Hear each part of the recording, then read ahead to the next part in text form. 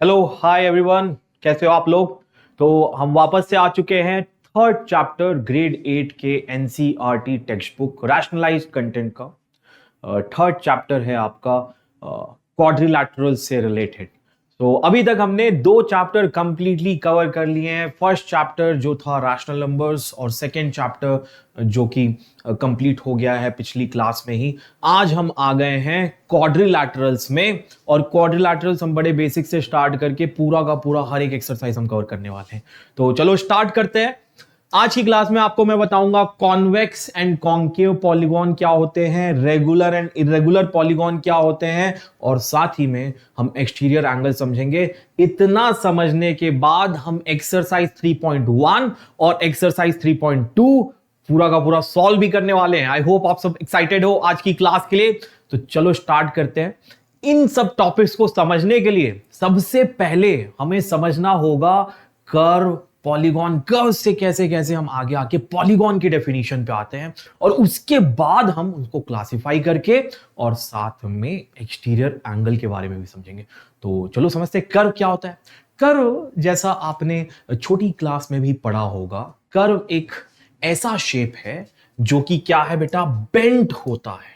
Pen यहां पे लेके आ जाता हूं। बेंट है, मुड़ा हुआ होता है, सीधा नहीं। आपने वो ऐड देखा होगा, टेढ़ा है पर मेरा है ना। तो जो एक ऐड आता था बड़ा फेमस है, फनी सा ऐड है बेटा, टेढ़ा है पर मेरा है ना। तो सीधा नहीं होता कोई चीज, ठीक है, ज्यादा मत दिमाग लगाना। टेढ़ा है पर मेरा है ना, देखो टेढ़ा है, ये ऐसा बेंट है, बेंट है, मुड़ा हुआ है, सीधा नहीं है, मुड़ा हुआ है। तो ये देखो घुमाव है, इसी को हम कहते हैं बेंड। तो कोई चीज बेंट होती है वो चीज कर्व में आ जाती है। ये बड़ा बेसिक सा डेफिनेशन है। हाँ, इसमें कई और लेयर्स हैं कि हाँ भाई ये शेप जो है पेपर में या प्लेन में बनी हुई होनी चाहिए। हाँ बिल्कुल, बाहर में कोई चीज नहीं ऐसी बनी होनी चाहिए, फिर वो सरफेस में चले जाएंगे हम, ठीक है, कर्व सरफेस में। कर्व यानी कोई चीज जो बेंड होती है वो कर्व है। अब इस कर्व की डेफिनेशन में भी कई सारे टाइप हैं। हाँ, तो हम उनको भी समझते हैं। जैसे सिंपल कर्व होता है, नॉन सिंपल कर्व क्या होता है, ये सब चीजें मैं बताऊंगा। और साथ में क्लोज्ड कर्व क्या होता है, ओपन कर्व क्या होता है, ये सब चीजें देखेंगे। उसके बाद हम आ जाएंगे पॉलीगॉन पे भी। तो नेक्स्ट है सिंपल कर्व। सिंपल कर्व ऐसा कर्व है जो अपने आप को कट ना करे, क्या ना करे, क्रॉस ना करे, कट ना करे खुद को।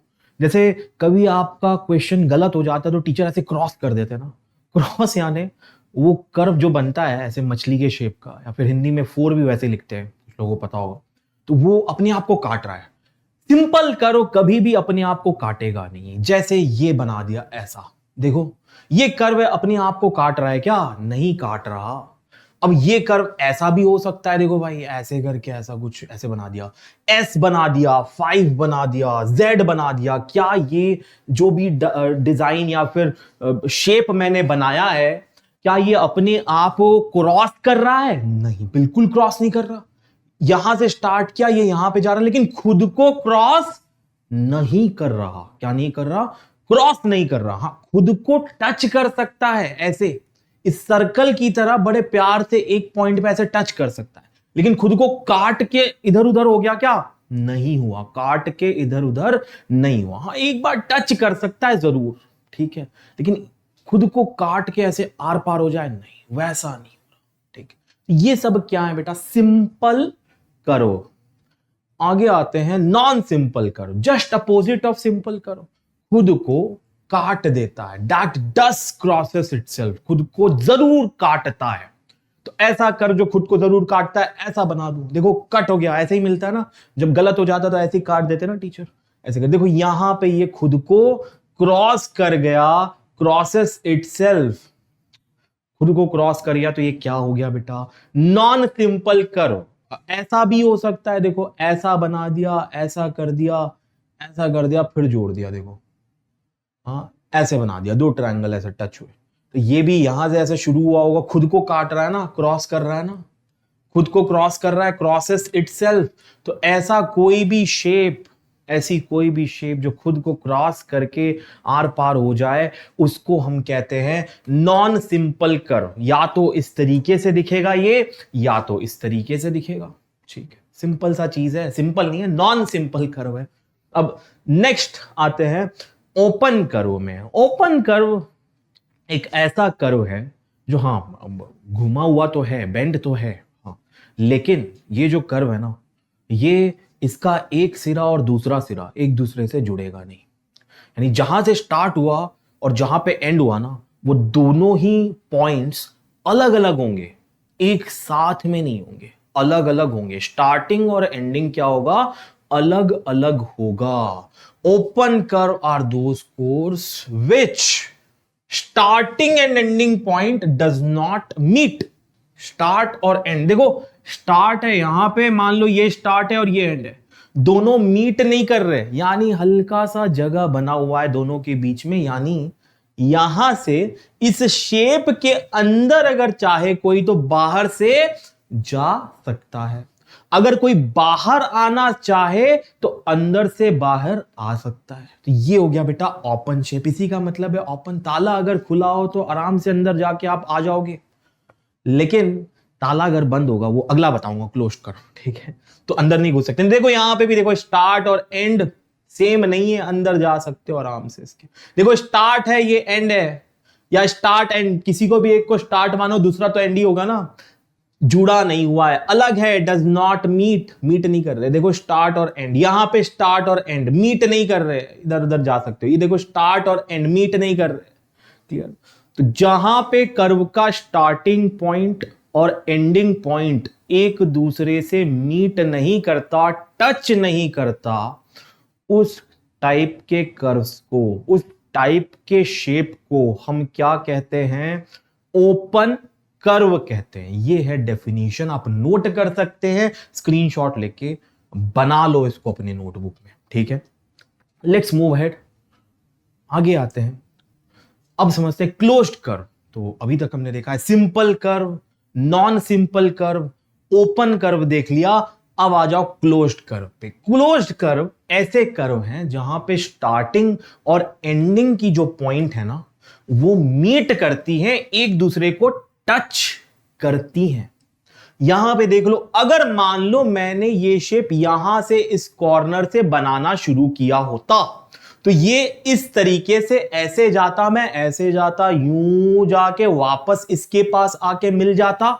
तो जहां से स्टार्ट किया वहीं पे मैं एंड आके मीट करा देता स्टार्टिंग और एंडिंग पॉइंट को।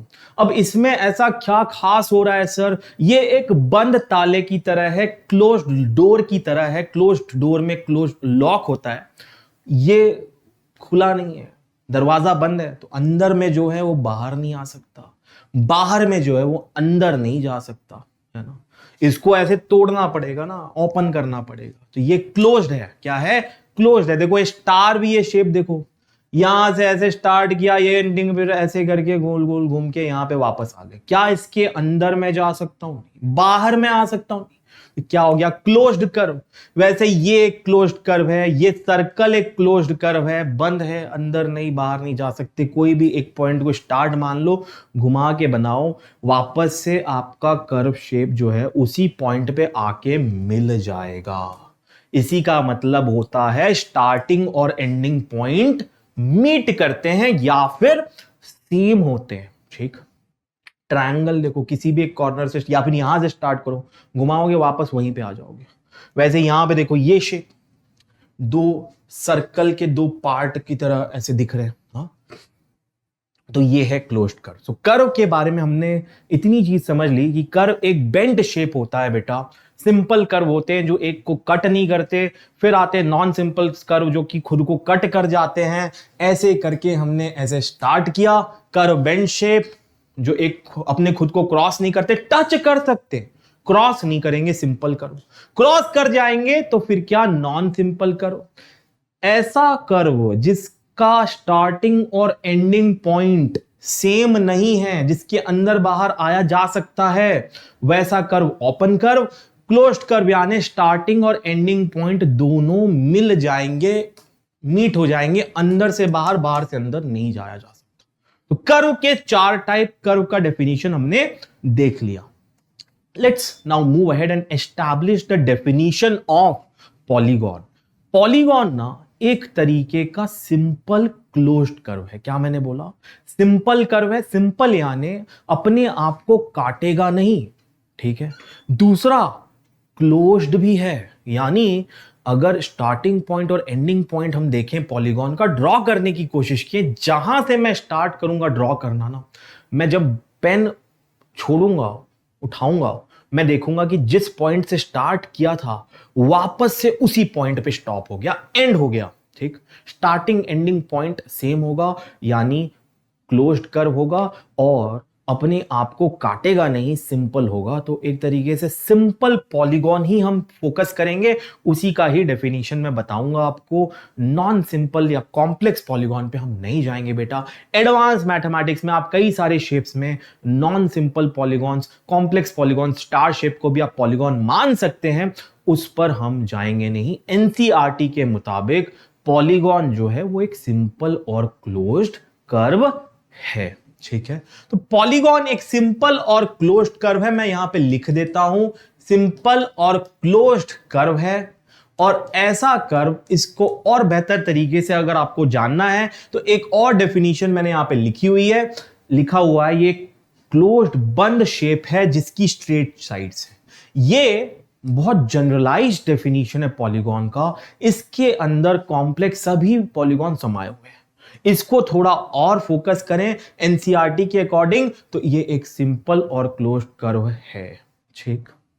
पॉलीगॉन डन, जिसके स्ट्रेट साइड्स हैं, बेंट नहीं है, बस ये एक्स्ट्रा इंफॉर्मेशन ऐड कर दो इसके साथ। स्ट्रेट साइड्स होंगे, मुड़ा हुआ नहीं होगा। यानी अगर मैंने ऐसा कुछ शेप बना दिया इस तरीके से, सर ये तो सिंपल और क्लोज्ड कर्व दिख रहा है, लेकिन बेटा ये पॉलीगॉन नहीं है। क्यों? क्योंकि पॉलीगॉन के सभी साइड्स स्ट्रेट होने चाहिए, इसका ये वाला साइड मुड़ा हुआ है, ये पॉलीगॉन नहीं है। No, this is not a polygon. काट देता हूं।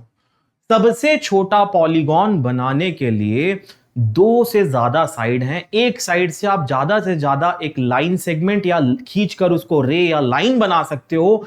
2 आपके पास साइड होंगी तो उनको जोड़कर अब ज्यादा से ज्यादा एक ऐसा शेप जिसको एंगल कहते हैं वो बना सकते हो, ठीक है। लेकिन 3 साइड अगर आपके पास आ गई तो आप 3 साइड या 3 लाइन सेगमेंट को जोड़कर आप एक क्लोज शेप बना सकते हो, जिसे हम कहते हैं ट्रायंगल, जो कि एक पॉलीगॉन है और सबसे छोटा पॉलीगॉन है जिसके 3 साइड होते हैं।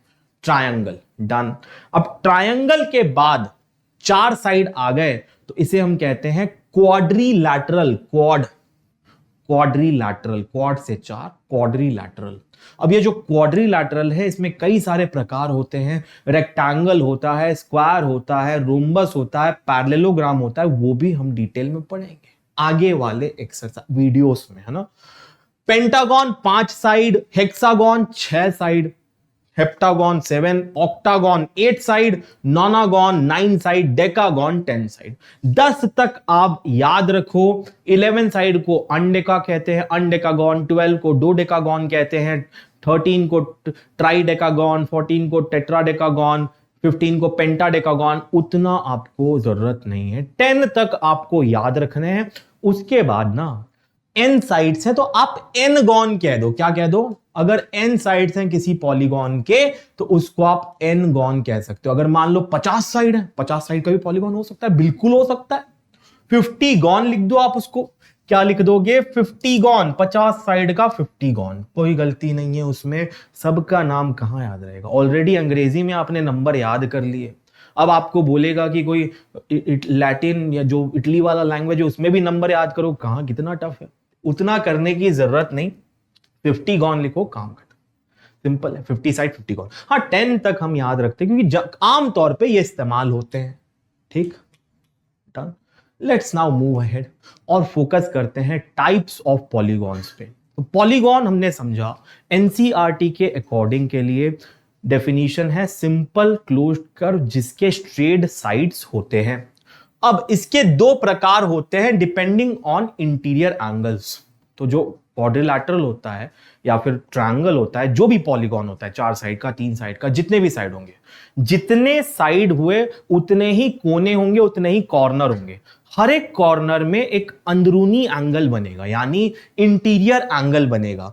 जैसे if you see this polygon, यहां पे 1 2 3 4 5 6 6 साइड है, और 6 साइड के साथ साथ 6 कोने भी हैं, 1 2 3 4 5 6, और हर एक कॉर्नर में एक अंदर में एक एंगल बन रहा है, एक स्पेस बन रहा है दोनों साइड के बीच में। ये एक एंगल है, ये एक एंगल है, ये एक एंगल है, ये एक एंगल है, ये एक एंगल है, ये एक एंगल है।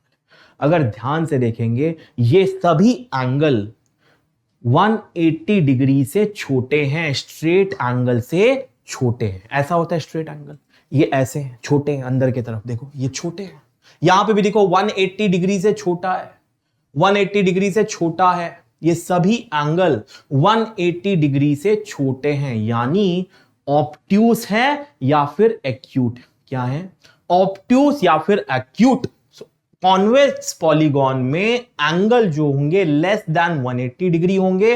अंदर के एंगल, इंटीरियर एंगल, अंदर में जितने भी, ये देखो यहां पे 90 डिग्री है, अंदर में जितने भी एंगल होंगे, अगर 10 साइड है, 10 साइड का फिगर है, अंदर के एंगल सभी के सभी 180 डिग्री से कम होंगे, छोटे होंगे, दैट इज नॉन रिफ्लेक्स होंगे, ऑब्ट्यूस या एक्यूट होंगे। इनको ही हम कॉन्वेक्स पॉलीगॉन कहते हैं। क्या कहते हैं? Convex polygon. Next type is concave polygon. अब कॉन्केव यानी जस्ट अपोजिट। अगर अंदर का एंगल 180 डिग्री से ज्यादा हो गया, 180 डिग्री से अगर कोई एंगल ज्यादा होता है, उसे हम रिफ्लेक्स एंगल कहते हैं। ग्रेड 6 से आपने पढ़ना स्टार्ट किया होगा, 5th में भी पढ़ते हो। क्या कहते हैं? Reflex angle. तो इफ इनसाइड कैसे होगा सर? देखो यहां पे एक एग्जांपल, ये एंगल तो चलो ठीक है, 180 डिग्री से छोटा है, ये एक्यूट है, ये भी एक्यूट है, ये तो 90 से भी छोटा।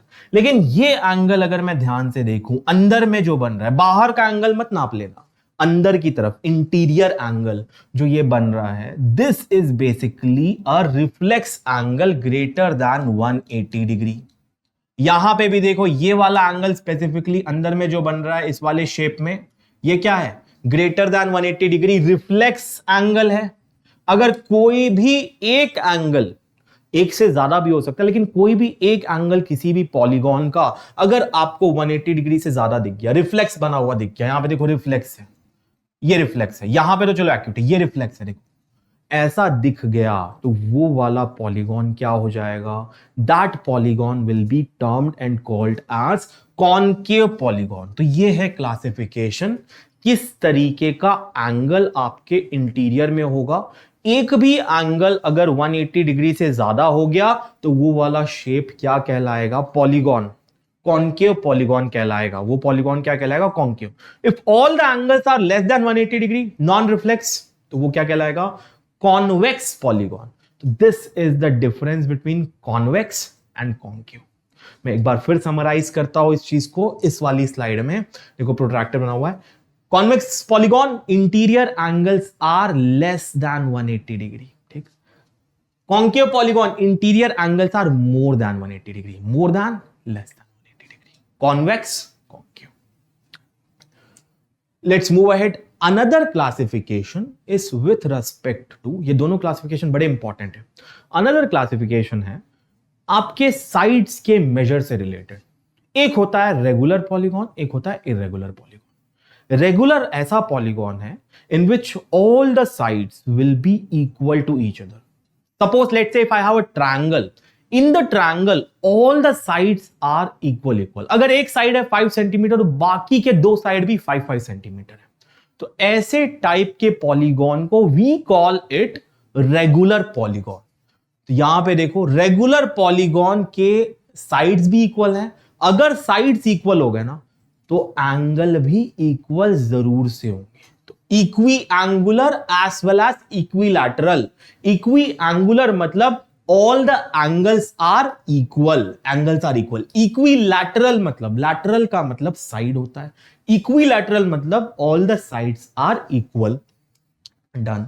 तो ऐसा रेगुलर पॉलीगॉन ऐसा पॉलीगॉन होता है जिसके अंदर के एंगल इक्वल होंगे and all the sides will also be equal to each other. Some examples are written over here. देखो बने हुए हैं, ऐसे करके रिप्रेजेंट करते हैं। जैसे एक ट्रायंगल है, तो अगर मैं एक लाइन बनाता हूं इस वाली साइड पे, इस वाली साइड पे भी एक ही लाइन है, इस वाली भी साइड पे एक लाइन है, तो एक फिगर में जिस जिस साइड पे ऐसा सिंबल बना हुआ है, एक डैश बना हुआ है, ये सभी लाइंस इक्वल होंगी, इनको सब इक्वल है। अगर साइड इक्वल है तो एंगल भी जरूर जरूर इक्वल होगा। इस वाले ट्रायंगल जिसमें सभी साइड्स और सभी एंगल इक्वल हैं, इस रेगुलर ट्रायंगल का एक स्पेशल नाम है। इस नाम को हम क्या कहते हैं, आपको पता होगा, इसको कहते हैं इक्विलैटरल ट्रायंगल। क्या कहते हैं, इसका स्पेशल नेम है इक्विलैटरल ट्रायंगल। इक्विलैटरल ट्रायंगल एक ऐसा क्वाड्रिलैटरल जिसके चारों साइड और चारों एंगल इक्वल है। इसके चारों साइड चारों एंगल इक्वल है, इसका भी एक स्पेशल नाम है। इसको हम रेगुलर क्वाड्रिलैटरल नहीं, इसका एक स्पेशल नाम है, क्या है, स्क्वायर। इसको हम क्या कहते हैं, स्क्वायर। ठीक है, अब इससे ज्यादा साइड्स हो गए, लेट्स से 5 साइड हो गए, 3 साइड का जो पॉलीगॉन है जिसमें सभी एंगल और सभी साइड्स इक्वल हैं, उसको हम इक्विलैटरल ट्रायंगल। 4 साइड का पॉलीगॉन क्वाड्रिलैटरल जिसके सारे साइड सारे एंगल इक्वल है, उसको हम स्क्वायर। सारे एंगल 90 डिग्री के बराबर, सारे साइड जो भी साइड की वैल्यू है। पेंटागन जिसके सारे साइड और सारे एंगल इक्वल, उसका कोई एक स्पेशल नाम नहीं है, उसको हम रेगुलर पेंटागन ही कहेंगे। क्या कहेंगे, regular pentagon. There is no special name for this, regular pentagon कह दूंगा मैं इसको। अगर 6 साइड का है, हेक्सागन है, सभी साइड सभी एंगल इक्वल है, इसको मैं क्या कह सकता हूं, I can call it a regular hexagon. इसको क्या कहूंगा, रेगुलर हेक्सागन। बाकी जिसमें एंगल इक्वल नहीं है, साइड इक्वल नहीं है, हां सेपरेट क्लासिफिकेशन है, लेकिन वो सब क्या हो गए मेरे लिए, इर्रेगुलर पॉलीगॉन्स हो गए। क्या हो गए, इर्रेगुलर पॉलीगॉन्स। ये क्या है, इर्रेगुलर पॉलीगॉन। ये क्या है, इर्रेगुलर। सभी नहीं इक्वल है ना। रेक्टेंगल है, rectangle is an irregular polygon because even though all the angles are equal, लेकिन क्या सभी साइड इक्वल है, यहां पे नहीं है। ये दो इक्वल है, ये दो आपस में, लेकिन सभी आपस एक दूसरे के नहीं, ये नहीं, ये भी सभी नहीं है इक्वल। ये राइट एंगल ट्रायंगल में सबसे बड़ा साइड जो होता है वो हाइपोटेन्यूज होता है, बाकी दोनों छोटे होते हैं। वैसे ये घर की तरह जो दिख रहा है पेंटागन, ये भी इर्रेगुलर है। हाउस ऐसे ही बनाते होगे ड्राइंग में। यहां पे देखो, ये एक हेक्सागन है, 6 साइड है इसमें। यहां पे भी सभी के सभी साइड्स और सभी एंगल्स इक्वल नहीं हैं, इसलिए ये भी क्या है, इर्रेगुलर हेक्सागन है। ठीक है, तो let's now move ahead. Regular irregular समझ में आ गया। अब हम रेडी हैं एक्सरसाइज 3.1 के क्वेश्चन सॉल्व करने के लिए। पहला क्वेश्चन सॉल्व कर रहे हैं हम। Let's start. पहले क्वेश्चन में we have been provided with 8 figures. 8 figure है हमारे पास। हमारे पास 5 बेसिस है जिसके बेसिस पे हमें क्लासिफाई करना है इसे। तो ये 5 बेसिस क्या है, 5 टर्म्स क्या है, टर्मिनोलॉजीज। पहला है सिंपल कर्व, बी है सिंपल क्लोज्ड कर्व, सी है पॉलीगॉन, डी है कॉन्वेक्स पॉलीगॉन, ई है कॉन्केव पॉलीगॉन।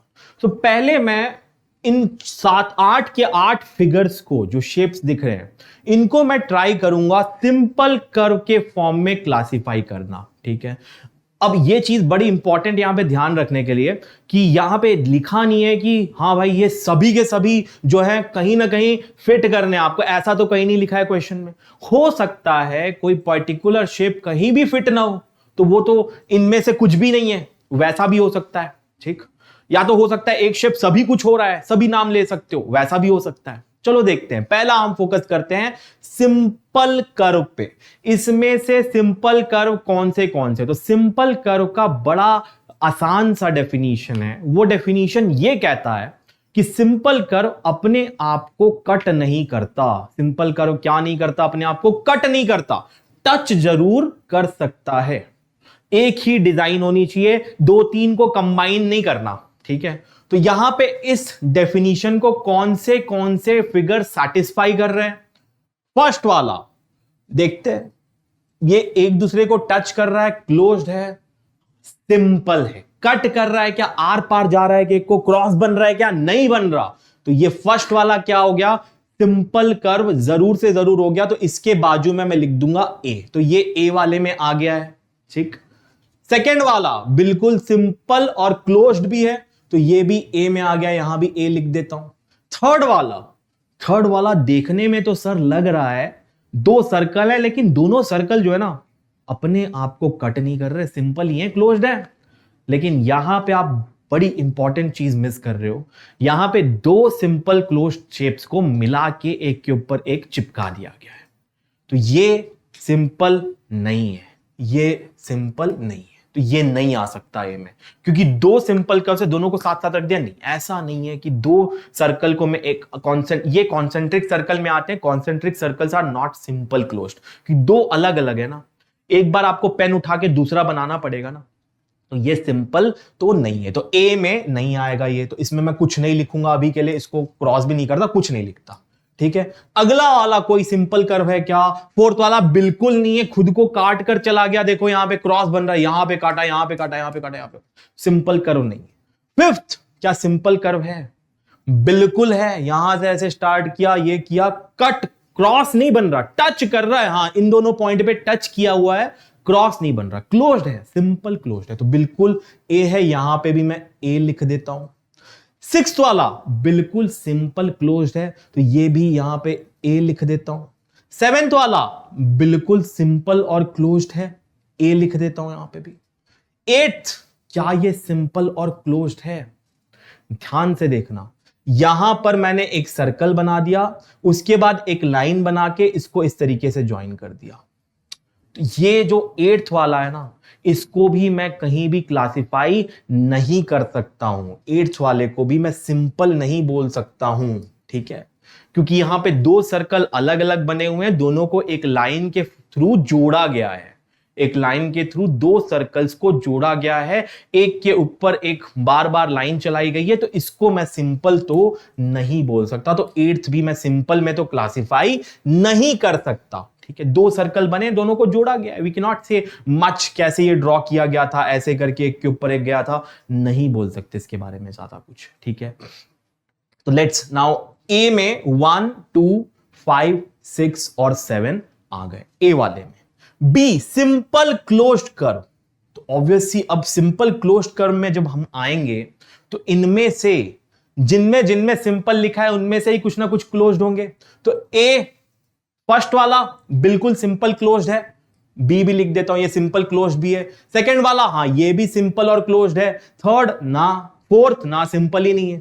फिफ्थ वाला सिंपल और क्लोज्ड है, तो ये भी हो गया। सिक्स्थ वाला सिंपल और क्लोज्ड है, यस। सेवेंथ वाला सिंपल और क्लोज्ड है, यस।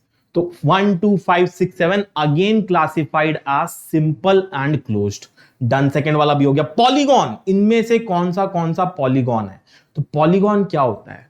पॉलीगॉन सिंपल और क्लोज्ड कर्व होता है जिसके स्ट्रेट साइड्स हैं। तो सिंपल और क्लोज्ड में से ही कुछ ना कुछ पॉलीगॉन बन सकते हैं जिनके स्ट्रेट साइड्स हैं। तो फर्स्ट वाला बिल्कुल से पॉलीगॉन है। Second, yes it's a polygon, straight sides हैं, simple closed. Third no, fourth no, fifth no curved sides हैं, सिक्स्थ नो कर्व्ड साइड्स हैं, सेवेंथ नो कर्व्ड साइड्स है। तो इनमें से पॉलीगॉन कौन सा? सिर्फ और सिर्फ फर्स्ट और सेकंड क्या बन गया? पॉलीगॉन बन गया। अब इनमें से कॉन्वेक्स पॉलीगॉन कौन सा? Convex polygon is a polygon in which interior angles are less than 180 degree. क्या यहां पे interior angle less than 180 degree है? नहीं, ये 180 डिग्री से ज्यादा रिफ्लेक्स बन रहा है, तो 1 तो नहीं हुआ। सेकंड वाला ही पॉलीगॉन है, सिर्फ 1 और 2 इनमें से ही क्लासिफाई करना है। सेकंड में all the angles are less than 180 degree, बिल्कुल से ये क्या हो गया? Convex polygon. यहां पे मैं डी भी लिख देता हूं, तो ये डी भी हो गया। ई कॉन्केव, ऑब्वियसली एक ही बचा, ई, ठीक है। तो यहां पे हमने क्लासिफिकेशन कर लिया है। सिंपल कर्व यहां पे कौन से हैं? फर्स्ट, सेकंड, फिफ्थ, सिक्स्थ और सेवेंथ। 1 2 5 6 7 सिंपल कर्व्स हैं। सिंपल क्लोज्ड कर्व, इनमें से फर्स्ट, सेकंड, फिफ्थ, सिक्स्थ और सेवेंथ, ये सभी के सभी सिंपल और क्लोज्ड कर्व भी हैं, बिल्कुल। पॉलीगॉन, इनमें से 1 और 2 बस पॉलीगॉन है। कॉन्वेक्स पॉलीगॉन, इनमें से सिर्फ और सिर्फ 2 जो है वो कॉन्वेक्स पॉलीगॉन है। कॉन्केव पॉलीगॉन, सिर्फ और सिर्फ 1 जो है वो कॉन्केव पॉलीगॉन है। तो इस तरीके से हमने क्लासिफिकेशन कर लिया। 3 4 और 8 कोई भी क्लासिफिकेशन में नहीं फिट बैठ रहे हैं। ये ना तो मैं इनको सिंपल बोल सकता हूं, एक दूसरे को काट रहे हैं, ज्यादा क्लैरिटी इसमें नहीं है, क्योंकि दो शेप्स बनाए गए हैं। ये बेसिकली इसको कहा जाता है कॉम्प्लेक्स पॉलीगॉन, क्लासिफाई किया जाता है कभी कभी तो मैं इसमें ज्यादा नहीं बोलूंगा। ये भी कॉम्प्लेक्स शेप है बेटा, ये ना तो सिंपल है ना तो क्रॉस कर रहा है एक दूसरे को, this is also a complex type of shape. Okay, तो इनको हम सिंपल में तो कतई क्लासिफाई नहीं कर सकते, तो 3, 4, 8 जो है क्लासिफिकेशन से बाहर रहे हैं। ठीक, let's now move ahead. Second question में आ जाते हैं। पहला क्वेश्चन सॉल्व हो गया, रीजन के साथ साथ मैंने बता दिया है। अब सेकंड क्वेश्चन पे आते हैं, दो ही क्वेश्चन है इसमें, ठीक है, 3.1 में कंसेप्ट का बराबर से अप्लाई करना है। सेकेंड क्वेश्चन है, what is a regular polygon, state the name of a regular polygon of 3 sides, of 4 sides and 3 6 sides. ये दोनों चीजें मैंने पढ़ाई है, उसी का आंसर क्वेश्चन आया हुआ है 3.1 में। तो रेगुलर पॉलीगॉन क्या है? Regular polygon is a polygon in which all the sides are equal as well as all the angles are equal. तो इसको लिखा कैसे जाता है? Regular polygon is a polygon which is equilateral and equiangular. ठीक है, polygon which is equilateral and equiangular. ठीक, regular polygon is a polygon which is equilateral पहले लिख दो या एंगुलर पहले लिख लो, लेकिन दोनों साथ में लिखना है, एंड इक्वी एंगुलर, एंगल भी इक्वल है और साइड भी इक्वल है। तो डेफिनेशन तो हो गया पहला पार्ट आंसर का। अब 3 साइड वाले रेगुलर पॉलीगॉन को हम कहते हैं इक्विलैटरल ट्रायंगल। 3 साइड वाले रेगुलर पॉलीगॉन को कहा जाता है इक्विलैटरल ट्रायंगल। 4 साइड के रेगुलर पॉलीगॉन को कहा जाता है स्क्वायर, SQUARE, स्क्वायर। 6 साइड के रेगुलर पॉलीगॉन का कोई स्पेशल नाम नहीं है। जिस भी पॉलीगॉन का साइड्स 4 से ज्यादा है उनके लिए कोई स्पेशल नाम नहीं है। रेगुलर पॉलीगॉन के केस में जो उनका नेम होता है, जैसे अगर पेंटागन है तो रेगुलर पेंटागन कह दूंगा, हेक्सागन है then I will say it regular hexagon. तो यहां पे 6 साइड है तो 6 साइड को हेक्सागन कहते हैं, सभी साइड इक्वल, सभी एंगल इक्वल, तो क्या हो गया? Regular hexagon. This is a regular hexagon. ठीक है, तो सेकंड क्वेश्चन भी हमने बना लिया, बड़ा इजी सा था। अब सेकंड एक्सरसाइज का कंसेप्ट जो है ना, वो भी मैं आपको इसी वीडियो में बता देता हूं। ये है कंसेप्ट एक्सटीरियर एंगल का। अभी तक हमने देखा इंटीरियर एंगल कोई भी पॉलीगॉन का अंदर का एंगल होता है, जिसके बेसिस पे 2 तरीके का क्लासिफिकेशन भी देख लिया। 180 डिग्री से कम एंगल है सभी, तो फिर वो कॉन्वेक्स हो गए। 180 डिग्री से कोई भी एक एंगल ज्यादा हो गया तो वो क्या हो गया मेरे पास? Concave polygon. अब एक्सटीरियर एंगल पे आ जाते हैं। हर एक कोने पे कोई भी पॉलीगॉन हो, पॉलीगॉन 3 साइड का हो, 4 साइड का हो, 5 साइड का हो, कितने भी साइड, हर एक कॉर्नर पे एक साइड को मैं आगे बढ़ाकर दूसरी वाली साइड के साथ जो एंगल बनाता हूं ना, उसको एक्सटीरियर एंगल कहते हैं। क्या कहते हैं? Exterior angle. अगर मान लो इस वाले कॉर्नर पे मैंने ये साइड आगे बढ़ाई है, ये वाली, तो इसके और दूसरी वाली साइड के बीच में जो एंगल बनेगा बाहर के तरफ, ये वाला एंगल, इसको हम कहते हैं एक्सटीरियर एंगल।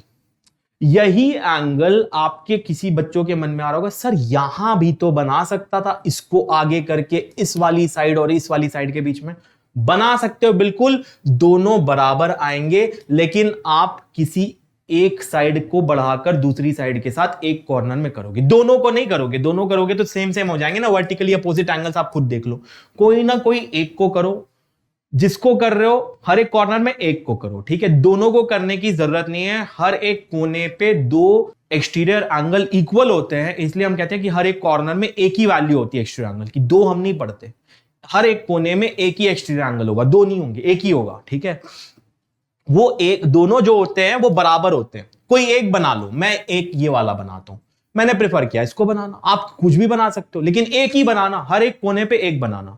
दोनों बराबर है ना, तो कोई एक बना लो। अब इस कोने में मैंने इस वाली साइड को बढ़ा दिया, और इस वाली साइड और अगली साइड जिसको बढ़ाया नहीं था इस कॉर्नर में, किसको नहीं बढ़ाया? ये वाली। इन दोनों के बीच में जो एंगल बना है वो एक्सटीरियर एंगल है। ठीक है, दूसरा, तो जितने कॉर्नर उतने एक्सटीरियर एंगल। इस वाले कॉर्नर में इस साइड को आगे बढ़ा दिया, इस और अगली साइड जिसको नहीं बढ़ाया, ऑब्वियस सी बात है, अगर एक साइड को बढ़ा रहा हूं तो दूसरे को नहीं बढ़ाऊंगा ना। तो किसी एक साइड को बढ़ा के दूसरी साइड के साथ एंगल चाहिए मुझे, तो हर एक कोने में एक ही एंगल बनेगा। तो वही डेफिनेशन है एक्सटीरियर एंगल का, हर एक कॉर्नर पे एक एक्सटीरियर एंगल है, एक साइड बढ़ा के दूसरी साइड के साथ बाहर की तरफ आप एंगल नाप लो, वो एक्सटीरियर एंगल है। 3 कॉर्नर 3 एक्सटीरियर एंगल्स। अब यहां पे one more important property exterior angle की, ये मैं आपको कोई थ्योरम वगैरह नहीं पढ़ा रहा, ये आपने ऑलरेडी कॉमन सेंस से पढ़ रखा हुआ होगा 7 में ही, कि किसी भी एक स्ट्रेट लाइन पे 2 या 2 से ज्यादा कितने भी एंगल हो, स्ट्रेट लाइन पे जितने भी एंगल होते हैं सबको जोड़ने से वो स्ट्रेट लाइन का टोटल एंगल बनता है, जो स्ट्रेट एंगल कहलाता है, जिसकी वैल्यू 180 डिग्री रहती है। ठीक, यहां पे भी इस कॉर्नर पे ये जो एक्सटीरियर एंगल है तीसरा वाला, ये और इंटीरियर एंगल दोनों क्या बना रहे हैं, एक एंगल्स ऑन स्ट्रेट लाइन बना रहे हैं। इनको हम लीनियर पेयर भी कहते हैं, अगर 2 एंगल हो तो, 2 से ज्यादा हो तो angles on a straight line कहते हैं। तो ये दोनों क्या हुए हैं, angles on a straight line. इन दोनों को जोड़ने से 180 डिग्री आएगा। ये एक चीज याद रखना, किसी भी कॉर्नर पे उस कॉर्नर के एक्सटीरियर एंगल और उसी कॉर्नर के इंटीरियर एंगल को अगर मैं जोड़ दूं तो 180 डिग्री आता है। ठीक, ये एक अलग इंपॉर्टेंट प्रॉपर्टी है जो कि लीनियर पेयर या angles on a straight line से आपको याद रखनी, ये यूज होगी आपके एक्सरसाइज 3.2 में। Let's move ahead. यहां पे अगर आप देखोगे तो एक क्वाड्रिलैटरल है, यहां पे भी 4 corner 4 exterior angles, 4 exterior angles, जितने कॉर्नर उतने इंटीरियर एंगल्स, जितने साइड उतने कॉर्नर, जितने कॉर्नर उतने इंटीरियर एंगल्स, जितने इंटीरियर एंगल्स उतने ही एक्सटीरियर एंगल्स। तो ये याद रखना, number of sides is equal to number of exterior angles is equal to number of interior angles. ठीक है, लेट्स मूव अहेड। अब यहां पे आप ध्यान से देखो क्या हो रहा है।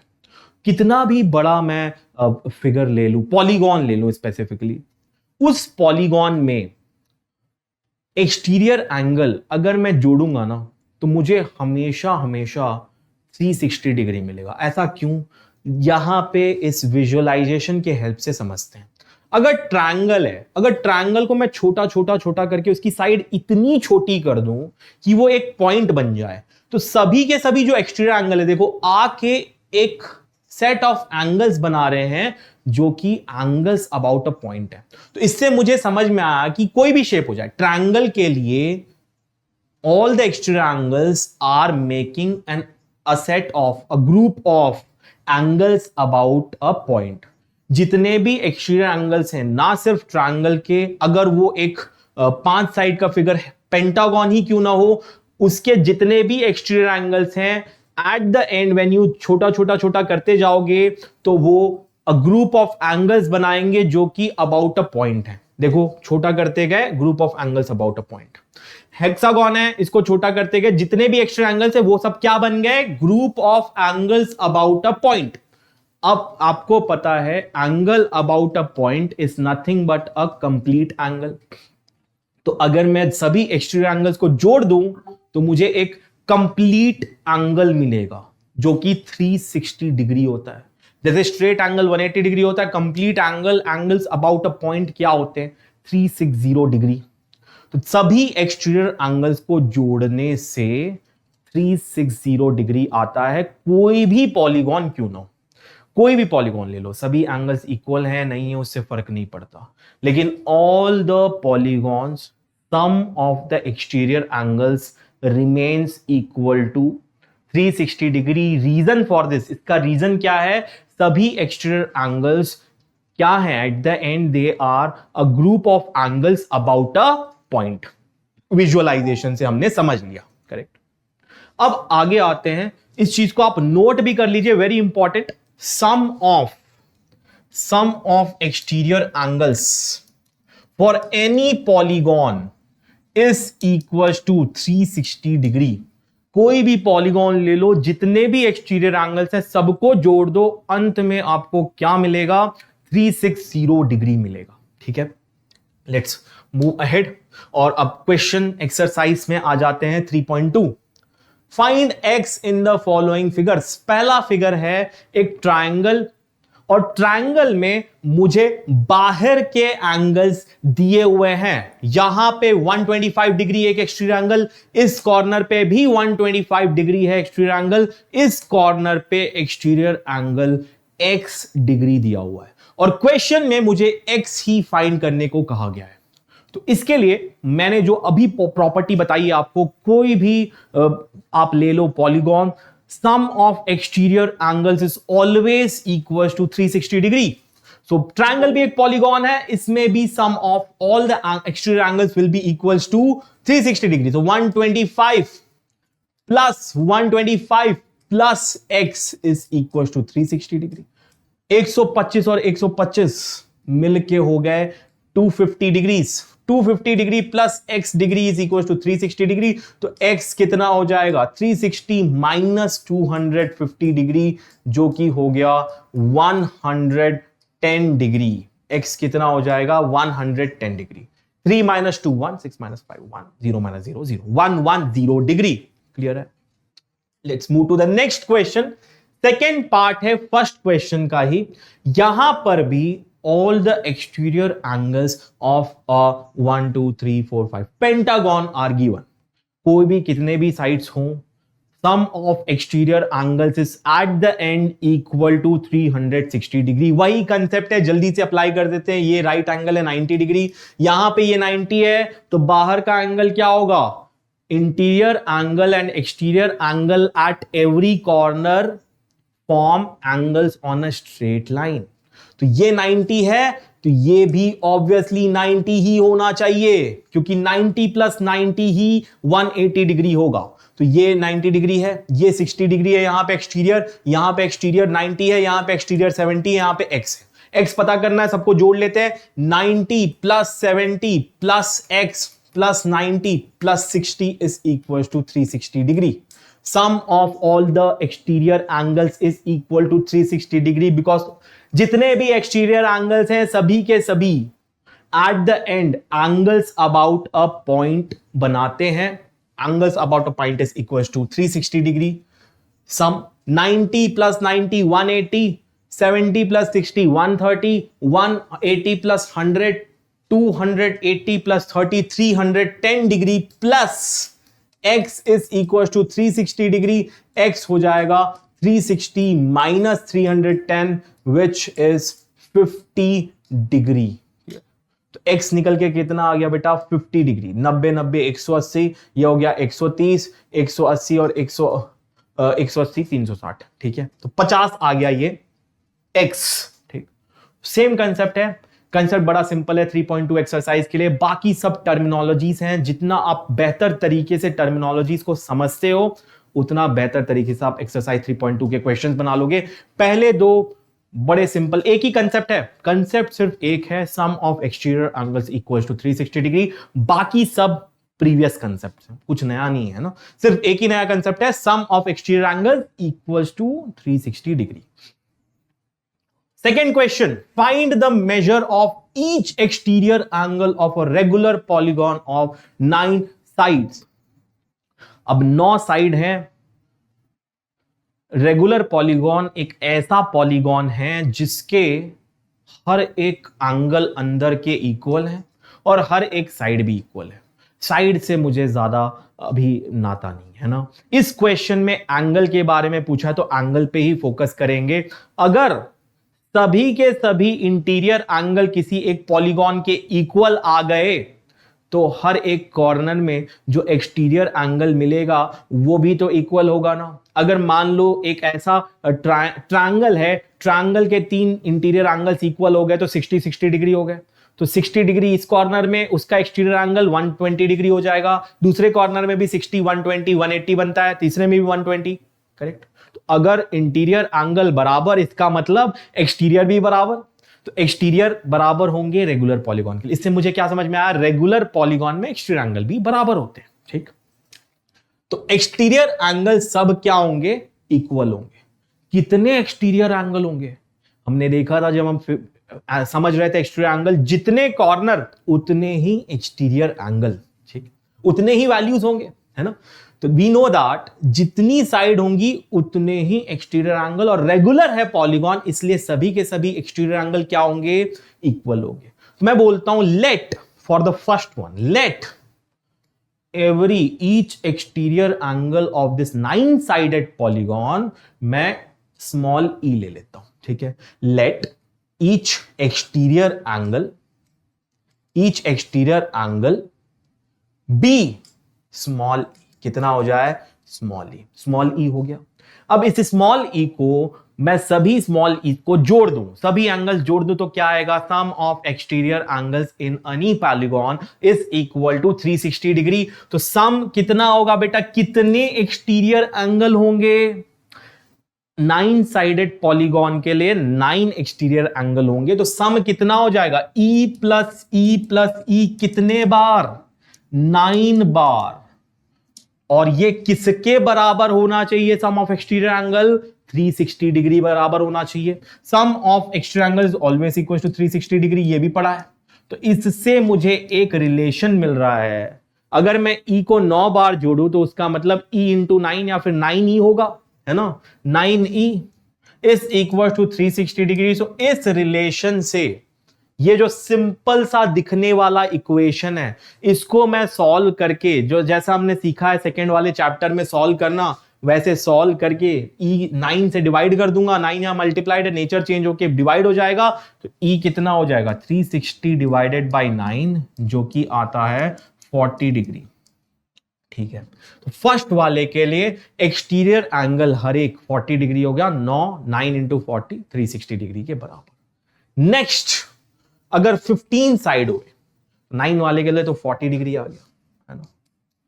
अगर 15 साइड्स हुए तो उसके लिए भी मैं ऐसे ही शुरुआत करूंगा, let each exterior angle be E, और इससे मैं एक जनरलाइज करके एक फॉर्मूला भी बना सकता हूं, वो भी मैं बताऊंगा। लेट ईच एक्सटीरियर एंगल, क्योंकि रेगुलर है तो सभी इक्वल होंगे, exterior angle be small E. अगर n साइड्स है तो n into E into 360 degree, 15 side है तो 15 into E into 360 degree. Sum of exterior angles is equal to 360 degree. कितने एक्सटीरियर एंगल, 15, जितने साइड उतने एक्सटीरियर एंगल, उतने कॉर्नर उतने एक्सटीरियर एंगल। 15 टाइम्स ई, यानी E plus E plus E plus E, 15 exterior angles को आप जोड़ोगे, सबका वैल्यू सेम क्योंकि रेगुलर पॉलीगॉन है, जोड़ोगे तो 360 डिग्री के बराबर मिलेगा। So this is equal to 360 degree. तो रेगुलर पॉलीगॉन में इंटीरियर और एक्सटीरियर दोनों इक्वल होते हैं, ये ध्यान रखना। E is equal to 360 degree divided by 15, divide करेंगे 24 डिग्री आ जाएगा। 15 2 जा 30, 15 4 जा 60, 24 डिग्री, ठीक है। तो हर एक एक्सटीरियर एंगल 24 डिग्री हो गया। तो एक्सटीरियर एंगल निकल गया ना इंडिविजुअल, तो आप ना इंटीरियर एंगल भी निकाल सकते हो। कैसे, इंटीरियर और एक्सटीरियर एंगल दोनों जुड़ के कितना बनाते हैं, 180 डिग्री। तो चलो निकालते हैं। इसके लिए अगर एक्सटीरियर एंगल 40 डिग्री है तो अंदर का एंगल क्या होगा, 180 माइनस 40, 140 डिग्री। अगर एक्सटीरियर एंगल 40 तो इंटीरियर एंगल 180 माइनस 40, 140, क्योंकि एक्सटीरियर और इंटीरियर जोड़ के 180 बनता है। तो इंटीरियर एंगल भी आप निकाल लोगे, 180 माइनस 40, 140 डिग्री। वैसे ही इसका अगर एक्सटीरियर एंगल 24 डिग्री तो इंटीरियर एंगल कितना हो जाएगा, interior angle will be equal to 180 degree minus 24 degree. 180 में से 20 गया, 160 में से 4 गया, 156 डिग्री। तो अगर आप एक्सटीरियर एंगल निकाल लेते हो किसी भी रेगुलर पॉलीगॉन का तो आप इंटीरियर भी निकाल सकते हो। सिंपल, आपको सिर्फ और सिर्फ नंबर ऑफ साइड्स पता होनी चाहिए। अगर आपको नंबर ऑफ साइड्स पता है तो आप एक्सटीरियर निकाल लो, एक्सटीरियर को 180 से माइनस करके इंटीरियर भी निकाल लो, डन, इजी है। तो यहां पे हमने ये भी सीख लिया। तो बड़ा सिंपल सा फॉर्मूला है, sum of exterior angles is equal to 360 degree. उसको यूज करके पहले एक्सटीरियर भी निकाल सकते हो आप, उसी को फिर आगे बढ़ा के आप इंटीरियर भी निकाल सकते हो। ये इजीएस्ट वे है इंटीरियर एंगल फाइंड करने का। Let's move ahead, third question पे आते हैं। How many sides does a regular polygon have if the measure of an exterior angle is 24 degree. पिछले ही क्वेश्चन में सॉल्व कर दिया इसको, है ना। अगर एक्सटीरियर एंगल 24 डिग्री है तो फिर कितने साइड होंगे? 15 साइड। कैसे सॉल्व करेंगे वो भी मैं बता देता हूं, ठीक है। The relationship is for a regular polygon. पिछले जो सेकेंड क्वेश्चन के 2 पार्ट हमने सॉल्व किए उसके बेसिस पे ही आप ये फॉर्मूला भी याद रख सकते हो कि रेगुलर पॉलीगॉन के लिए number of sides multiplied by value of each exterior angle is equal to 360 degree. Sum of, ये किससे आया है? Sum of all the exterior angles is equal to 360 degree. तो नंबर ऑफ साइड्स जितने होंगे उतने ही exterior angles. So n into E is equal to 360 degree, जहां पे n क्या है? Number of sides. Number of sides बराबर किसके होते हैं? Number of angles interior number of angles exterior के बराबर होते हैं, करेक्ट। और ई क्या है? हर एक individual measure of each exterior angle, measure of each exterior angle. तो यही फॉर्मूला आप याद रखो। इसके बेसिस पे कोई भी रेगुलर पॉलीगॉन ना क्यों ना हो, आप उसके एक्सटीरियर एंगल, हर एक कॉर्नर पे जो एक इंडिविजुअल एक्सटीरियर एंगल होगा उसकी वैल्यू आप निकाल सकते हो। और जैसे ही वह निकल गया तो हर एक कॉर्नर पे आप इंटीरियर एंगल की भी वैल्यू निकाल सकते हो। तो n इंटू ई, एन मुझे फाइंड करना है इस क्वेश्चन में। इस फॉर्मूले के बेसिस पे मुझे n फाइंड करना है। ई दिया हुआ है, each exterior angle 24 degree. So n into 24 degree is equal to 360 degree. So number of sides will be equal to 360 degree divided by 24 degree. Cancel कर लो। 6 60 बार, 6 4 बार, 4 से 15 बार, तो कितने साइड्स हो गए? 15 साइड्स। तो दिस इज द फॉर्मूला। ये important है, कोई भी रेगुलर पॉलीगॉन के लिए ये इंपॉर्टेंट है। n into e equals to 360 degree, जहां पे n is number of sides, e is measure of each exterior angle। ये इंपॉर्टेंट है, ठीक है। तो इसको यूज करो, इससे आप कंसेप्ट, लेकिन मैंने आपको ये फॉर्मूला बाद में इसलिए बताया क्योंकि मैं आपको सॉल्व कराकर ही आपको कंसेप्ट डेवलप कराना चाहता था।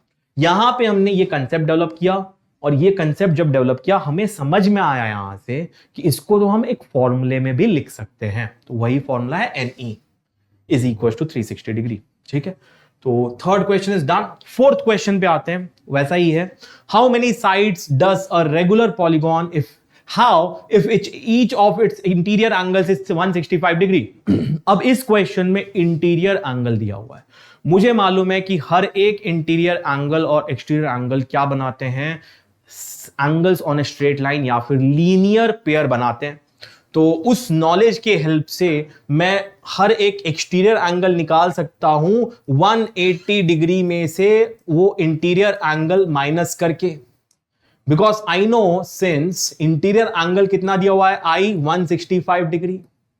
इससे मैं एक्सटीरियर एंगल निकाल सकता हूं क्योंकि इंटीरियर एंगल और एक्सटीरियर एंगल जोड़ के 180 डिग्री बनाते हैं, correct. That's the concept. Exterior angle कितना आ जाएगा? 180 में से 160 गया, 20 में से 5 गया, 15 डिग्री। कितना आ गया? एक्सटीरियर एंगल 15 डिग्री के बराबर, करेक्ट। 10 minus 5 5, 7 minus 6 1।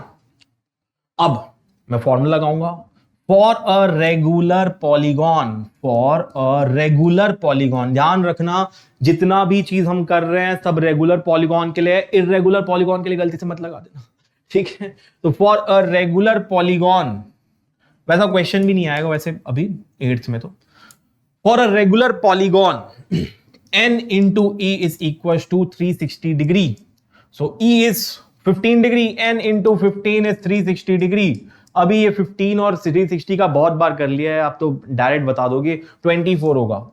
3 क्वेश्चन देख लिए हमने इसी के, है ना। वैल्यू सेम ही है 24। Number of sides is equal to 24। तो कितना आ गया? नंबर ऑफ साइड्स डिवाइड करोगे वही 24 आएगा। नंबर ऑफ साइड्स इज 24, है ना। 15 इंटू 24 360। 15 से डिवाइड करोगे 360 करो 24 आ जाएगा। नेक्स्ट क्वेश्चन पे आते हैं।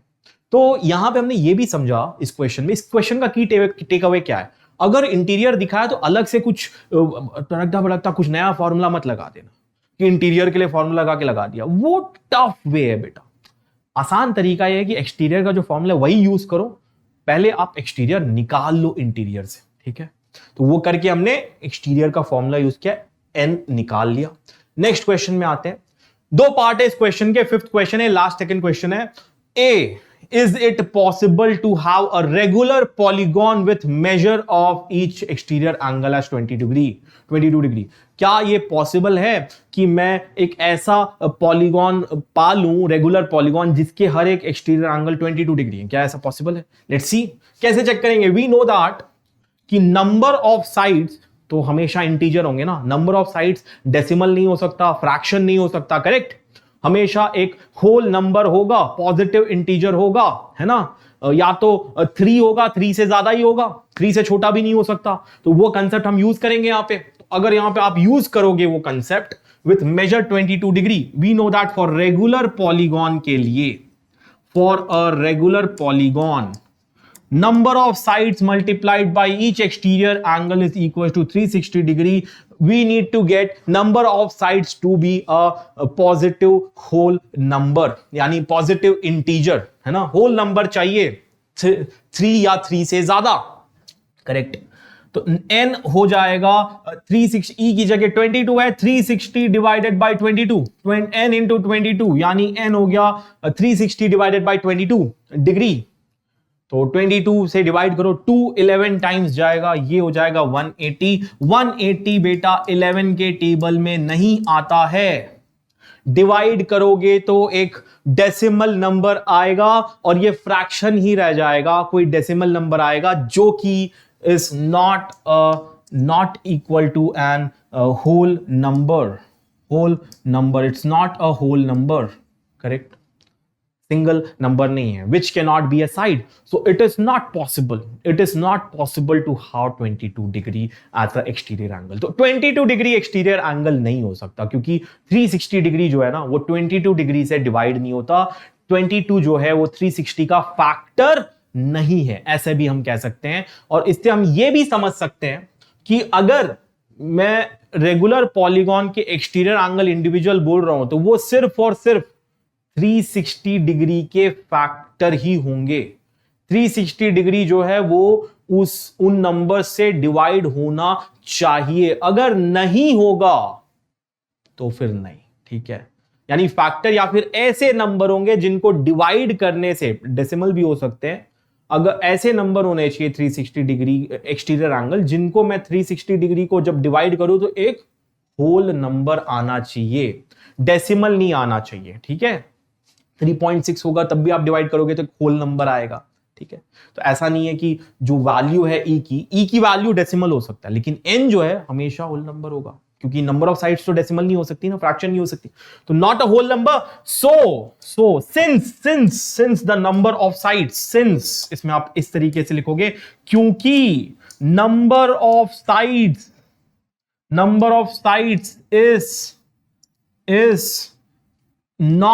is a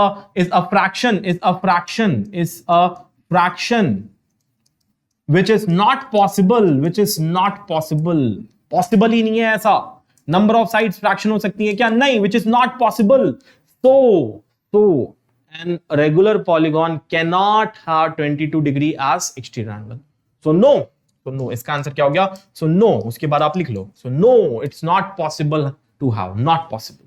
second, can it be an interior angle of a polygon? क्या 22 डिग्री इसका इंटीरियर एंगल हो सकता है क्या? अब इंटीरियर एंगल है तो वापस से मैं एक्सटीरियर एंगल फाइंड कर लेता हूं इसके लिए। तो सेकंड, पहला वाला तो नहीं हो सकता, क्योंकि नंबर ऑफ साइड्स जो है वो तो कुछ ऐसे आ जाएंगे फ्रैक्शन में जो कि पॉसिबल ही नहीं है। तो इसके लिए अगर इंटीरियर एंगल है, let's say if I is equal to 22 degree interior angle, तो एक्सटीरियर एंगल क्या होना चाहिए? 180 में से 22 घटा दो, तो 180 में से 20 गया, 160 में से 2 गया, 158 डिग्री। अगर आप 360 डिग्री को 158 से डिवाइड करते हो और आपको एक होल नंबर मिल गया तो हाँ, नहीं तो नहीं। लेट्स फाइंड आउट, देखते हैं। If now for regular polygon n into e is equal to 360 degree, which means number of sides into 158 degree. इस केस में एक्सटीरियर एंगल आ रहा है, अगर 22 इंटीरियर होगा तो 158 एक्सटीरियर होगा, इज इक्वल टू 360। अगर आप n फाइंड करने को जाते हो तो 360 डिवाइड बाय 158, क्या ये डिवाइड होके एक नॉर्मल सा नंबर, होल नंबर देगा? क्या ये डिवाइड हो पाएगा? देखो, 2 7s 2 9s और 2 180 79 180 बाई 79 जो कि नहीं होगा, जो कि is not a whole number, it's a fraction. क्योंकि ये एक होल नंबर नहीं है इसलिए ये भी पॉसिबल नहीं है कि 22 डिग्री इंटीरियर हो जाए, क्योंकि 22 डिग्री जब इंटीरियर एंगल होगा तब उस केस में एक्सट्रीम एंगल 158 डिग्री निकल के आ रहा है, जो कि मुझे नंबर ऑफ साइड्स एक होल नंबर नहीं दे रहा, मुझे एक फ्रैक्शन निकल के आ रहा है। So this not possible, no not possible, no. Why? Because number of sides is equal to fraction which is not possible, is not possible. इसलिए ये 122 डिग्री इंटीरियर भी नहीं हो सकता भाई, नहीं हो सकता। डन। चलो छठे क्वेश्चन पे आते हैं, आखिरी क्वेश्चन है। What is the minimum interior angle possible for a regular polygon? Why? कोई भी एक रेगुलर पॉलीगॉन के लिए अगर मैं ध्यान से कोशिश करूं समझने की, सबसे छोटा इंटीरियर एंगल क्या होगा? तो बेसिकली हर एक इंटीरियर एंगल अगर मैं निकालने जाऊं, अगर मैं समझूं, सबसे छोटा जो ट्रायंगल बन सकता है वो बनेगा 3 साइड का। 3 साइड के ट्रायंगल में you have interior angle, regular अगर ट्रायंगल है, इक्विलैटरल ट्रायंगल, तो उसके इंटीरियर एंगल कितने होंगे? 180 डिग्री डिवाइडेड बाई 3, जो कि कितने होंगे? 180 डिग्री बाई 3 हो जाएगा 60 डिग्री। करेक्ट, ये हो गया बेटा 60 डिग्री आ रहा है, तो 180 डिवाइड बाई 3 हो रहा है। अगला, अगर मैं एक क्वाड्रिलैटरल कंसिडर करूं, अगर एक क्वाड्रिलैटरल कंसिडर करता हूं, तो उस केस में स्क्वायर बन जाएगा रेगुलर पॉलीगॉन का। रेगुलर पॉलीगॉन के केस में वो स्क्वायर का इंटीरियर एंगल क्या होगा? 90 हो गया। अगर यही मैं एक रेगुलर पेंटागन बना दूं, रेगुलर पेंटागन बनाऊंगा, तो 540 डिवाइडेड बाई 5 जो कि आएगा 108 डिग्री, ये हो जाएगा 108 डिग्री। अगर ऐसे ही मैं एक हेक्सागन लूंगा तो उस केस में 720 डिवाइडेड बाई 6 वो हो जाएगा 120 डिग्री। अगर n इक्वल टू 6 है तो हर एक इंटीरियर एंगल 120 डिग्री आएगा। नॉनागन के लिए 140, ऐसे करके बढ़ते जाएंगे वैल्यू, कभी भी कम नहीं होगा।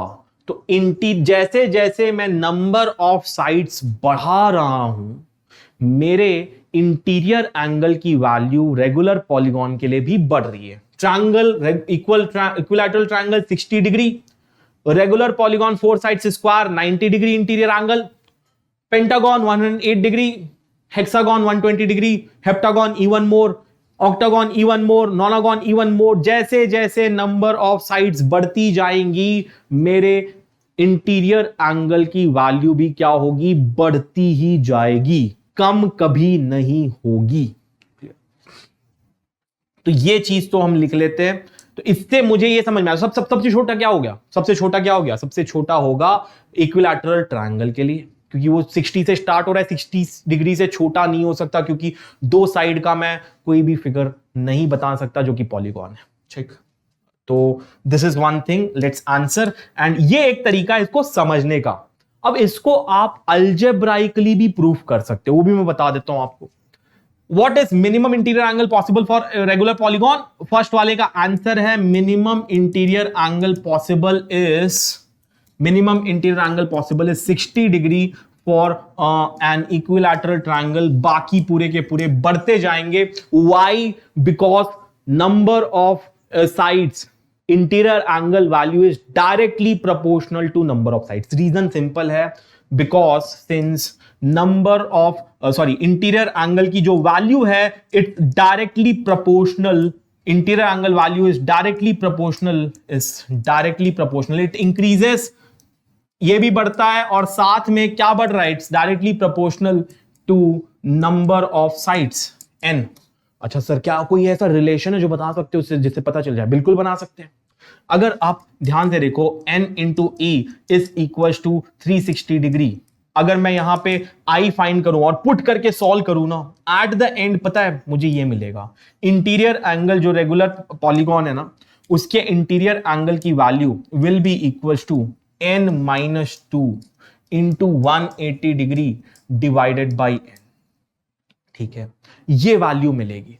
अब जो n minus two by n है ना, ये बढ़ता ही जाएगा with the value of n।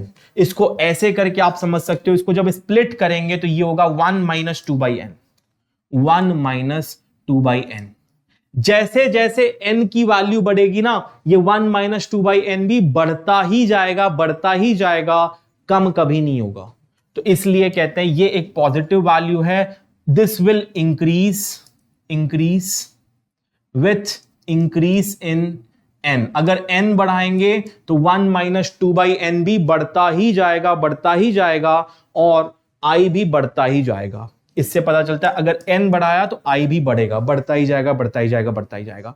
ये आप ये दो रिलेशन से डेवलप कर सकते हो, इसमें हम ज्यादा नहीं जाएंगे। आप यहां पे यही लिख सकते हो, ये लाइन लिख के भी आ गया ना कि i जो है वो बढ़ेगा, जैसे ही नंबर ऑफ साइड्स बढ़ती हैं तो i भी बढ़ता जाता है। तो सबसे कम नंबर ऑफ साइड्स सबसे छोटा i, सबसे ज्यादा साइड्स सबसे बड़ा interior angle. Okay, so this is one very important understanding which we got. और इससे यह भी समझ सकते हो कि जैसे जैसे मेरा नंबर ऑफ साइड्स बढ़ेंगे, इंटीरियर एंगल तो बढ़ रहा है, तो साथ ही साथ एक्सटीरियर एंगल क्या होगा, घटता जाएगा। ठीक है, तो नेक्स्ट क्वेश्चन इसी से रिलेटेड बनेगा। इसका तो आंसर हो गया 60 डिग्री। रीजन क्या है, क्योंकि इंटीरियर एंगल जो है वो भी बढ़ता है, जैसे जैसे नंबर ऑफ साइड्स बढ़ता है इंटीरियर एंगल भी बढ़ता है। ये रीजन है, डायरेक्टली प्रोपोर्शनल, दोनों एक साथ बढ़ते हैं। ठीक है, next, what is maximum exterior angle? इसका आंसर है 120 डिग्री। बता देता हूं, और इसका रीजन ये है कि जैसे जैसे नंबर ऑफ साइड्स बढ़ेंगे एक्सटीरियर एंगल घटता जाएगा। जैसे जैसे नंबर ऑफ साइड्स बढ़ेंगे एक्सटीरियर एंगल घटता जाएगा। ओके, नाउ सबसे बड़ा इंटीरियर, सबसे छोटा इंटीरियर एंगल 60 डिग्री। हाँ, जैसे यहां पे मैंने बनाया 60 डिग्री, इसका बन गया 120 डिग्री आ जाएगा। 60 डिग्री के कंपैरिजन 90 डिग्री के लिए 90 ही आएगा, एक्सटीरियर 90 आ गया। अगर मैंने बढ़ा दिया 108 डिग्री कर दिया, ये लेट से 108 डिग्री है, इसका एक्सटीरियर एंगल क्या होगा, 180 माइनस 100, 80 माइनस 8, 72 डिग्री।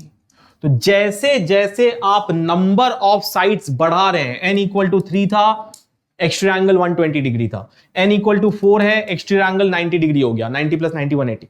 जैसे n इक्वल टू 5 हुआ, वैसे ही एक्सटीरियर एंगल क्या हो गया, 72 हो गया। जैसे जैसे नंबर ऑफ साइड्स बढ़ रहा है एक्सटीरियर एंगल क्या हो रहा है, घट रहा है।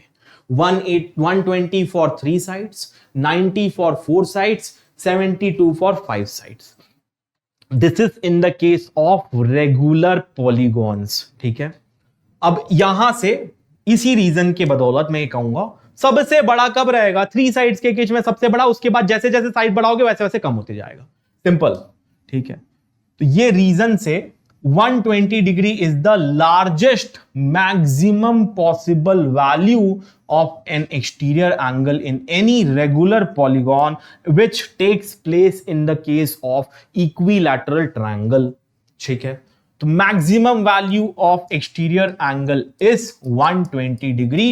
रीजन इज जैसे जैसे नंबर ऑफ साइड्स बढ़ेंगे वैसे वैसे एक्सटीरियर एंगल कम होगा। This is from the relation n into E is equal to 360 degree. इसके मुताबिक number exterior angle is equals to 360 degree by n।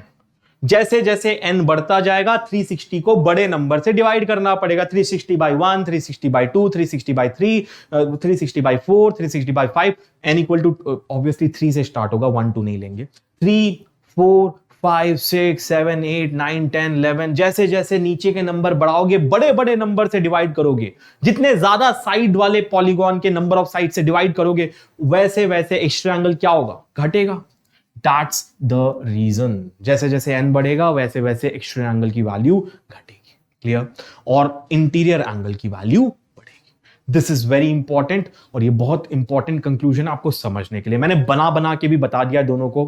And this is where exercise 3.2 ends. तो यहां पे हमने बड़े अच्छे से इस वीडियो में पॉलीगॉन का बेसिक समझा, क्या तरीके के पॉलीगॉन होते हैं, 3.1 का एक्सरसाइज सॉल्व कर लिया, रेगुलर पॉलीगॉन पे हम फोकस करते हुए आए और 3.2 में एक्स्ट्रा एंगल्स का कंसेप्ट पढ़ते हुए एक्स्ट्रा एंगल्स और रेगुलर पॉलीगॉन के कंसेप्ट को मिक्स करके हमने बहुत सारे क्वेश्चंस भी सॉल्व किए। उम्मीद करता हूं आपको ये वीडियो बहुत अच्छा लगा होगा। तो अगर ये अच्छा लगा है तो मैं आपको एक और चीज बताता हूं अच्छी वाली। वो अच्छी वाली चीज ये है कि आप ये QR कोड स्कैन कर शिष्या क्लास का ऐप डाउनलोड कर सकते हैं, अपने मोबाइल में डाउनलोड करिए। इसी तरीके के जो मैंने जिस तरीके से पढ़ाया ना, ऐसे ही कई सारे videos, courses, short term long term courses आपको वहां ऐप में मिल जाएंगे। साथ में आप AI फीचर यूज कर सकते हैं हमारा। 24/7 जो भी डाउट हो आप पूछ लीजिए, तुरंत आपको आंसर मिल जाएगा। इसको ऐड ऑन करने के लिए आप डायरेक्टली IIT NIT टीचर से कांटेक्ट कर सकते हैं शिष्या क्लास के ऐप में। इससे अच्छा क्या हो सकता है? तो तुरंत से आप स्कैन करके डाउनलोड कर लीजिए। And if you like this video, do like, share and subscribe to the channel. आप सब्सक्राइब करोगे हमें और मोटिवेशन मिलेगा, हम और भी वीडियोस डालते रहेंगे। अगर सब्सक्राइब नहीं करोगे तो फिर हम किसके लिए डालेंगे? आपके लिए तो वीडियोस डाल रहे हैं। तो लाइक करो, शेयर करो, सब्सक्राइब भी कर लो। सो यहां पे हम एंड करेंगे। नेक्स्ट क्लास में मैं आगे के टॉपिक्स कवर करूंगा। तो आज की क्लास उम्मीद करता हूं आपको अच्छा लगा है। प्लीज कमेंट करके बताना जरूर से वीडियो में। Okay, bye bye.